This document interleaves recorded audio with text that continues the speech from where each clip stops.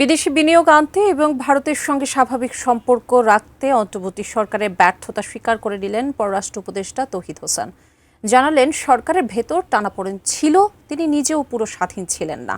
বললেন, শেষ সময় গুরুত্বপূর্ণ আন্তর্জাতিক চুক্তি পরবর্তী সরকারের কাজ এগিয়ে রাখবে। অন্তর্বর্তী সরকার দায়িত্ব নেবার ১.৫ বছরের খতিয়ান নিয়ে পররাষ্ট্র মন্ত্রণালয়ে সাংবাদিকদের সঙ্গে উপদেষ্টা তৌহিদ হোসেন মতবিনিময় করলেন বৃহস্পতিবার বিকালে।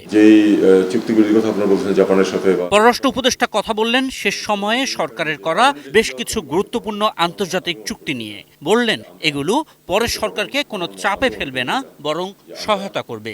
এগিয়ে দিয়ে যাচ্ছি যাতে সহজ হয় পরবর্তী সরকারের জন্য করা।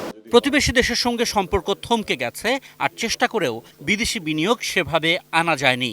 এই দুটি বিষয়ে পরের সরকার সফল হবে বলে আশা করছেন পররাষ্ট্র উপদেষ্টা। আমরা আসলেই ভারতের সাথে একটা good working relation on the basis of reciprocity and mutual interest, এটা আমরা চেয়েছিলাম সবসময়।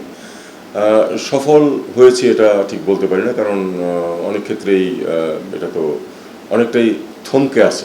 নতুন বাংলাদেশ গড়তে এলো জুলফিকার স্টিল। জুলফিকার স্টিল, ইস্পাত দৃঢ় অঙ্গীকার। ইনভেস্টমেন্টের ব্যাপারে এনকারেজমেন্ট করা, যেটা বাইরের লোকদেরকে, তাদেরকে বাইরের অন্যান্য দেশকে, সেটা আমরা করেছি। তাদের প্রশ্নের উত্তর দিয়েছি। অনেক ক্ষেত্রেই কিছু রোড শো হয়েছে, কিন্তু যারা অর্থ বিনিয়োগ করবে, প্রথম কথা হলো চাইবে যেটা দেখতে, সেটা হলো এক ধরনের নিশ্চয়তা যে আমাদের এই সরকার বাই ডেফিনেশন অস্থায়ী সরকার। তারা তো জানে না, যারা ইনভেস্ট করবে, যে পরবর্তী সরকারের যে অবয়ব সেটা কি হবে, সেটা তাদের জানা নেই। যখন নতুন সরকার দায়িত্ব নেবে, ইনভেস্টররা ঝাঁপিয়ে পড়বে না, কিন্তু ইনভেস্টররা আগাবে। নির্বাচনে আওয়ামী লীগের অংশগ্রহণ করা না করা নিয়ে আন্তর্জাতিক চাপ নেই বলে দাবি করলেন উপদেষ্টা। জানতে চেয়েছে কেউ কেউ, সবাই না, কিন্তু কেউই কোনো ধরনের কোনো চাপ আমার উপর সৃষ্টি করেনি যে এটা করেন বা আপনাদের উচিত এটা করা ইমিডিয়েটলি, এরকম কথা কেউ কোনো বলেনি। অন্তর্বর্তী সরকারের আমলে পররাষ্ট্র মন্ত্রণালয় কতটা কাজ করতে পেরেছে, এই প্রশ্নের কৌশলী উত্তর দিলেন উপদেষ্টা। আমি তো আপনাদেরকে প্রথমেই বলেছিলাম যে দেশ তো স্বাধীনতা পেল, আমার স্বাধীনতা শেষ।